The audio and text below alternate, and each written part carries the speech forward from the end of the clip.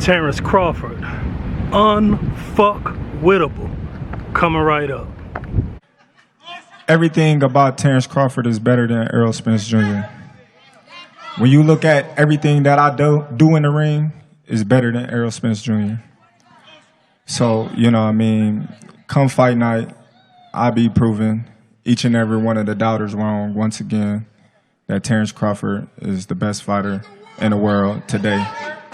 And that's just what it is. Not taking, you know, any credit away from Errol. He's a great fighter. He's good at what he do. But when you compare him to Terrence Crawford, there's no comparison. I'm just a better fighter. No. All we wanna know is 1, 2. Do you got game? Do you got game? I hope you know it's not a game, boy. I hope you know real pack handhelds. I hope you know it's not a game, boy. No batteries included, just some assault battery charges. Homie, man, you gotta be cautious. You gotta be nauseous, the way that we shake things up. Put 8 to your ribs, make you take things up. Careless in the kitchen, the way we break things up. And since y'all coming now, man, let's take things up. I get bucks like a mason trade, plus I'm sharp like a razor blade. Excuse me on these cuts. Some of y'all cats confuse me when you tough, cause you turn around and get pussy like you got no nuts. I turn around and get pussy like I signed with the Bucks. Hey, look out, it's your boy Ashley. Y'all hating, more money. I want to do this quick breakdown, post-fight video of Terrence Bud Crawford versus Errol Spence Jr. for the undisputed welterweight championship of the world, the first in the 4-belt era. Prior to the fight, all the momentum was following Errol the Truth Spence Jr., who would take a title off of each champion in the division in lead up to this mega event. It was going to be unprecedented, a very historic run of going through 4 champions, and all the stars were aligned for this fight. And Errol Spence did everything in his power to lure Bud Crawford into the ring, as he gave up almost every concession imaginable as a pay-per-view attraction, simply because he wanted to fight Bud only, to the point where he refused to fight anybody else, being out of the ring for 15 months. And at the end of the day, the fight got made. Us as fans, as boxing fans, we're not divvying up any of that money. The purse will not be split with us in any regards. So the fact that he gave up all that stuff is something that EJ wanted in order to make this fight happen. So he is the one that should be credited for making the fight. And in terms of the fight itself, I'm not sure if Team Spence believed all they had to do was just show up, fight the fight and go home, and then it was going to be in the history books. But history would see that it would be written in a different direction, as Errol the Truth Spence Jr. found out the truth really hurts. Everything that he said about Bud Crawford, that he didn't have skill, a skill set, that he just had talent, that proved to be false.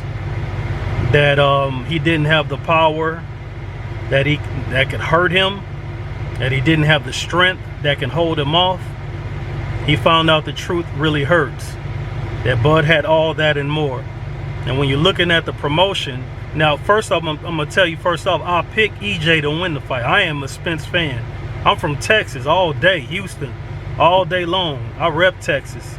I am biased when it comes to our fighters. I make no excuses about it. I'll tell you upfront and blunt. You know, even when I break down fights, I try to be objective as possible. But a fight breakdown will never determine the outcome. You already know my slogan. Something that I've stood on for a long time is that the ring sorts out the facts. And on Saturday night, the ring sorted out the facts.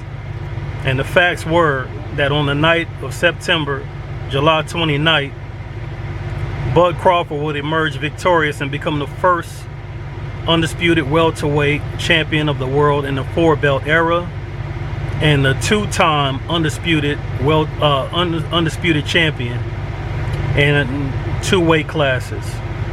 It's an unprecedented feat. This particular accomplishment is going to put him up as a guaranteed first ballot Hall of Famer. There's been a lot of undisputed champions. There's been a lot of people who have won an undisputed championship in 2 divisions. Emil Griffith, Evander Holyfield, many people, many people have won undisputed championships in 2 weight classes. But the first in the 4-belt era belongs to Bud Crawford, if we're talking about men, as women box as well. But the whole promotion leading up to the fight, Bud Crawford was very respectful of his opponent. He recognized the caliber of his opponent. He knew all the strengths of his opponent, and he did his homework on his opponent. He did not take him lightly. He did not minimize him the way the fans are doing right now. But it's just par for the course. This is boxing. So when you lose, and most importantly, when you get stopped, you're going to become a meme in today's boxing game. So you just got to take the good with the bad. It's part of the game. It is what it is. Errol Spence is Martin from Martin Lawrence when he fought Tommy Hearns. That's the meme that's out right now, and you got to hold that L. It is what it is. Maybe you can get you some get back later on this year in December. We'll see how that goes. But as of right now, you got to hold that L, regroup, recalibrate, and find out the things that you did wrong. And if you get, secure the rematch, which you should, which I don't think you should take immediately, because if you're not fighting for the welterweight championship of the world, it's meaningless. You just want to get some get back. I would recommend a badly needed tune-up, but what do I know? I'm just a fight fan. But the whole promotion belonged to Bud Crawford, man. He was respectful of Spence. He always said, I'm a Spence fan. I just got to beat his ass now because, I'm in his way, he's in my way. It's just the way that it has to be. I respect his skills. He is a great fighter. But at the end of the day, he's just not me, because everything that I do is so much better than Errol Spence. And I wouldn't say everything he do is better. It's just different. But on the night of the fight, Bud was strong. He was sharp. And I don't know what Team Spence thought, that he didn't have boxing skills, but he showed boxing skills. He didn't just show talent. And everything that Errol Spence tried, they were quick. Bud was quick to shut it down. Most importantly, everything that not Terrence Crawford, but EJ does well comes off of a southpaw jab. I was saying on D-Style show previously that good southpaws with a good jab dominate boxing. Winky Wright, Mark Too Sharp Johnson, Michael Moore, Camacho, and the list goes on and on in terms of southpaws with good jabs. Michael Nunn, it's a lot of them. But you take that southpaw jab away, and they're left defenseless if they don't know how to adjust. Now, I never said Errol Spence was one-dimensional. I never said he don't know how to adjust. He was trying to make adjustments in this fight because he initially started out boxing. But boxing wasn't working for him. He started off pumping a jab. Bud Crawford was catching jabs in his glove and also giving his own counter jab right off the bat. Errol Spence never showed variations of the jab. He never doubled it. He never tripled it. He never feinted with it. When you got a guy whose MO is to take away your jab, you just got to disguise the look of it. But he never disguised the look of the jab. Number one, it only came at one speed. Number two, he never changed the way it looked. He just stopped throwing it. Immediately, he changed the game plan and went to try to make it a physical fight with a guy who he perceived was weaker than him. And once Bud could see that his strength was comparable with Errol Spence, that he could not be bullied, he was not going to be muscled around. So all he did was dress himself down in defense in close quarters. And when Errol Spence came in and tried to make it physical, he countered him. He let him get off his shots, and he either hit him with a counter hook or caught him with a jab when Errol Spence backed straight up to reset, even though Derrick James told him, don't back straight up, get your shots off and sidestep. He never sidestepped. He backed straight up, and Bud was hitting him with a straight, stiff counter jab from the southpaw stance, because he came out in southpaw, fought the whole fight as a southpaw. And like I said, he abandoned his own jab, and that initially led to a knockdown. For the first time in his career, he hit the canvas being off balance, but when you got up, you look at his legs, you can tell he was legitimately hurt from that shot. So boxing immediately got thrown out of the window when he actually did well. Round 1 was not a bad round for EJ at all. You know what I'm saying? He got hit, but he also did some hitting. He also did some good body work. But like I said, he abandoned his own jab to try to outman Bud, which ended up being a terrible game plan. Because like I said, the normal things that Errol Spence normally does, he would throw his shots, but he would always get his gloves back in position to catch the oncoming shots, the counters. But he only did that in spurts. He was so inconsistent with getting back, you know, being a technically and fundamentally sound pressure fighter. That's the thing that separates him from your Alfred Angulos and all the other guys who were pressure fights before him, is the fact that he will always get his hands back in position to protect himself from the counters. That's why you would see Errol Spence fight for 12 rounds, and at the end of these fights, after we just watched him walk through fire, he would never have any marks on him. That's why. In this fight, he left himself wide open, and he ended up being a sitting duck for the counter shots. So he would end up hitting the canvas a few times, and then he tried to make an adjustment and go back to pumping a jab, and that's when Bud absolutely would not give it back to him. Bud like, no sir, I already put that in my pocket. I already got the timing on it. So, you know, as Errol Spence started to throw it, Bud was coming over the top with his own jab. Took it right from him, man. Took it right from him. He shut down everything Errol Spence tried in the ring and just dominated him. It was one of the most dominant performances I ever seen out of a professional prize fighter. Everything Errol Spence tried got shut down, and he would end up getting time with the counter hook. The counter hook itself isn't the shot that put him down. The counter hook is what got him in trouble, and when he was in trouble, you already know. If Bud gets you hurt, you are done. You are done. And that ended up being the bugaboo for Errol Spence Jr. It's like Bud was playing mind games with him in there, looking directly into his soul. You know what I'm saying? As he tried stuff, you see Bud shaking his head like, that ain't working. What's next? He was busting him up, man. I honestly, it was real troublesome watching EJ endure those big power shots. I was not prepared to watch any guy just get dominated like that in the fight. I just wasn't. So I had to go back and watch it a few more times to accurately assess the magnitude of what just took place. And what just took place was greatness. Bud put himself in a very rare spot where he would take a world-class championship fighter and reduce him to the level of a sparring partner in front of millions of people. And it was just a beautiful thing to watch, man. And I want to give congratulations to Team Crawford, constantly overlooked. You know, obviously they're doing something correct, as Bud would become a 2-time undisputed world champion, a 3-time lineal champion, and they got the job done on the biggest stage. I think it's Bud has been dealt a raw bit of goods. He was not highly promoted coming out of the amateurs, even though he was a really good amateur.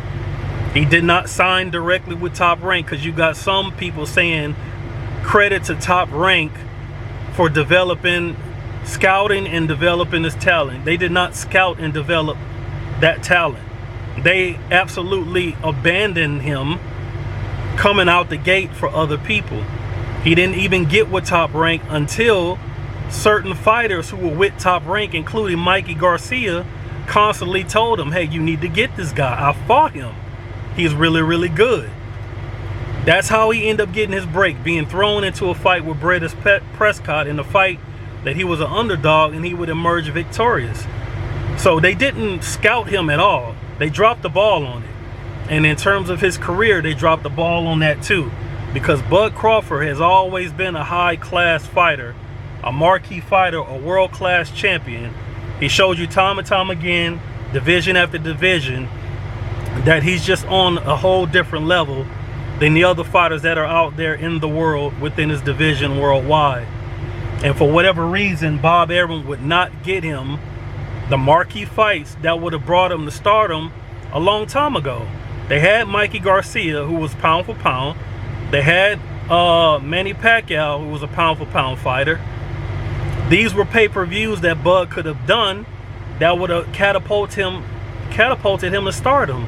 And for one reason or another, Top Rank never got him these fights. Never. And you never see the media call a spade a spade. It's all narrative based. And all the people that gravitate towards those particular media members, it's all narrative based. They will not keep it real to save their life, because that is the fact of the matter. You have not seen no media member address those facts, and you have never seen anybody refute them, because they cannot. All this revisionist history stuff is for the birds, man. Be real for once.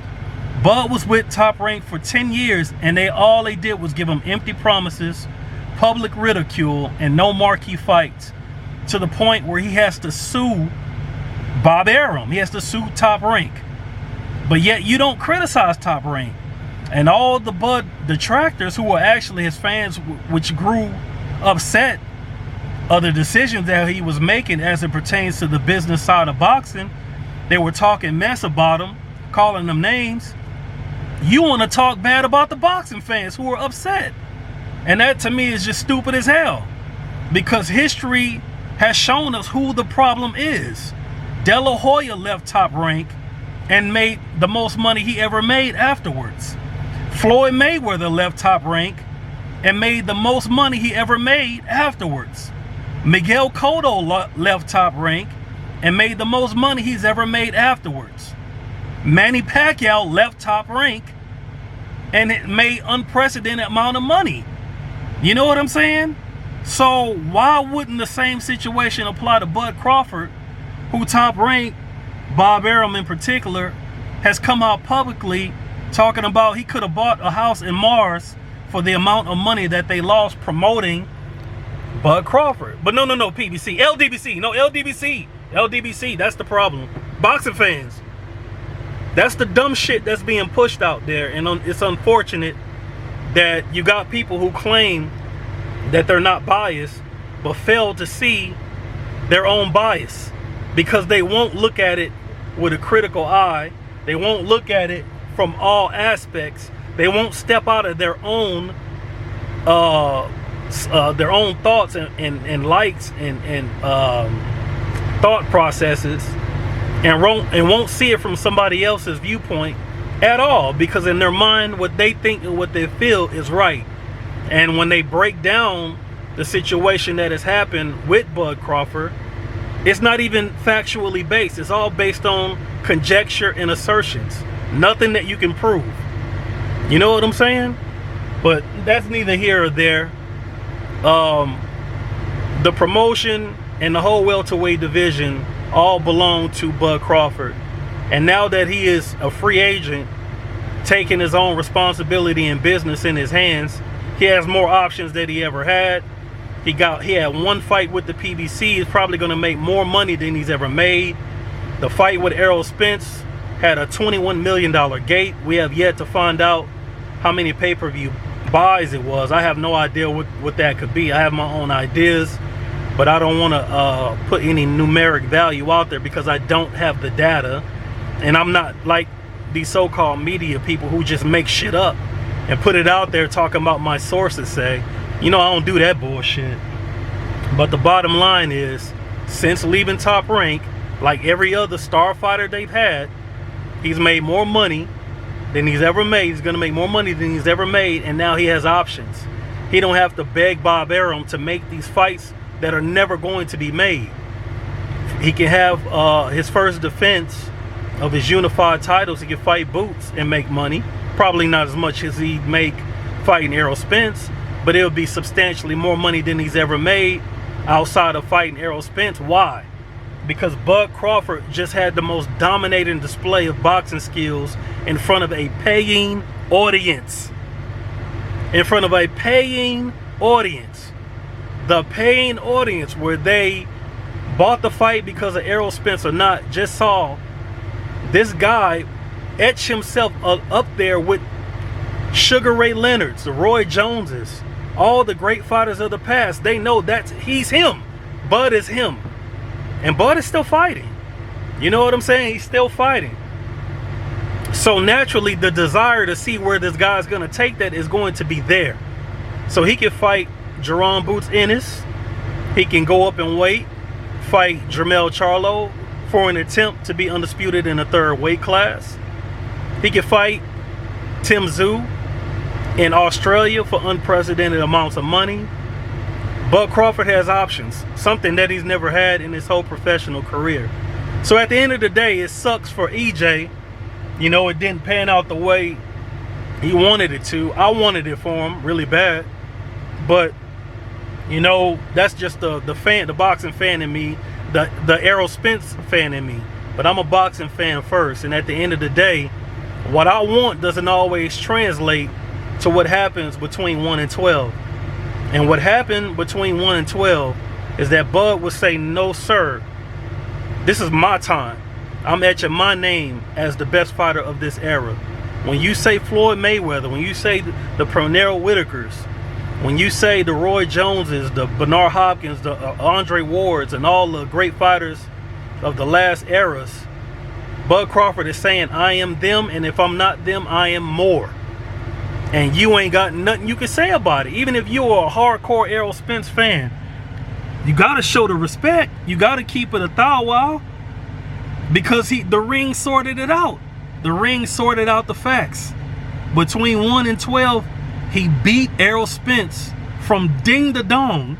And my boy EJ did not have any adjustments that were working. So even if EJ was drained, he wasn't properly prepared mentally, didn't have the right corner, you cannot blame the opponent for the things that fell on EJ's side. Because at the end of the day, when the bell rings, both combatants are trying to take the other man out.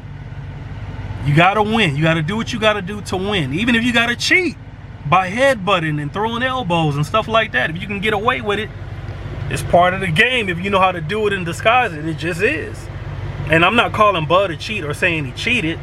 He ain't cheat. You may have, looking at him, you may have thought it was a video game with somebody with some cheat codes, but he ain't cheat, man. He may have disrupted the space-time continuum on some shit, but Bud, nah, he was not to be denied, man. You know, he got tired of being overlooked. He got tired of being looked at as a smaller guy, which he probably is, but he made the welterweight division his division on that night. And I'm here to tell anybody, any detractor, that on the night of Saturday, July 29th, any welterweight in the world in any era, if they could somehow hypothetically be brought forth to today's time and they were in the ring with Bud Crawford, they would have had to deal with that heat too. They would have had a lot of problems with him too, because he was batting 1,000, man. It's like almost like he had a halo on him, man. The dude was zoned in, he was focused, and he could see everything coming. He could see everything coming, man. And he got into EJ's mind, man. Broke his spirit. Everything EJ said he was going to do to Bud got done to him. Now, he may have not got broken to the point where he was broken and didn't want to continue, but he got broken to the point where he had to be saved from himself. As the referee, Harvey Dock, had to step in there and tell him, you just ain't got it tonight, pimp. You just ain't got it tonight. So at the end of the day, man, you got to give all credit to Bud Crawford and Team Crawford. They did their homework. They studied EJ. They thought about every possible thing he can do in the ring and what to do to disrupt it. Bud got in absolutely amazing shape, and he went out there and he executed. He told everybody You can mark my words. At the end of this fight, you will be able to tell that there is a difference between Errol Spence Jr. and Terrence Bud Crawford, and he showed that. So I don't want to beat a dead horse. You know, a lot of great content creators have made their assessment. I'm doing this off the whim like I always do, just thoughts that are right here on the top of my head as I think about them. And you know, I'm a little rusty, you know what I'm saying? I'm a little rusty, but I at least want to get these thoughts off. Congratulations are in order to Bud. You know, I was a detractor. I was saying that heat was going to be put on him. I swore up and down Errol was the bigger guy, the stronger guy, the more technically sound as far as bringing your hands back where they're supposed to be. Because when you look at EJ fight, even though he's walking through the fire, he's not getting burnt. He's ending these fights with no marks on his face, which means that he's protecting himself. And these things that he do in the ring in his past fights, he usually does it instinctually. And he just wasn't doing it, man. I don't know if it was the ring rust, or if it was just Bud Crawford, or if it was both. At the end of the day, he got a beating put on him. A real bad, savage beating. The type of beating that stays with a fighter, man. So even if Team Spence, you know, make the adjustments, have a better game plan, fight at a higher weight against Bud, execute a little bit better, the memory of that first beating is going to always be in his head. And when it comes to fight night and he gets in the ring, there is no guarantee that he's going to be able to execute and emerge victorious, because Bud be playing mind games with his opponents, looking through their soul, man, almost as if he's communicating with them through telepathy. You know what I'm saying? Is it undoable? No. Sugar Ray Leonard got dominated by Roberto Duran and then made him quit out of frustration in a rematch. So it's not it's not unprecedented. It's not like it's never been done before. It's not like there is no way possible for EJ to do it. He was a decorated amateur, an Olympian, a 3-time world champion, you know, in the welterweight division. No division south of welterweight. He's a strong guy. He's smart. You know, maybe they can figure it out. Maybe not. We'll just have to see. And if that fight doesn't happen, there's always Jermell, who Bud Crawford, while in the midst of beating the hell out of EJ, was taunting because Jermell was sitting ringside. I'm gonna tell you like this, people, there's a viral clip going around of Bud taunting Jermell Charlo while EJ is getting up from a knockdown. I'm gonna tell you like this, go back and watch the fight. There are some times at some spots in the fight where Bud is walking down EJ and he would stop and look outside the ring at Jermell Charlo like, nigga, you see this? This your boy. You go back and you look at that and you tell me if mentally he's not on a whole different page than all these fighters, man. You watched it. That dude is on a whole nother level, man. And I'm not pulling no pipe and no bullshit like that. I'm only keeping it 100, bro.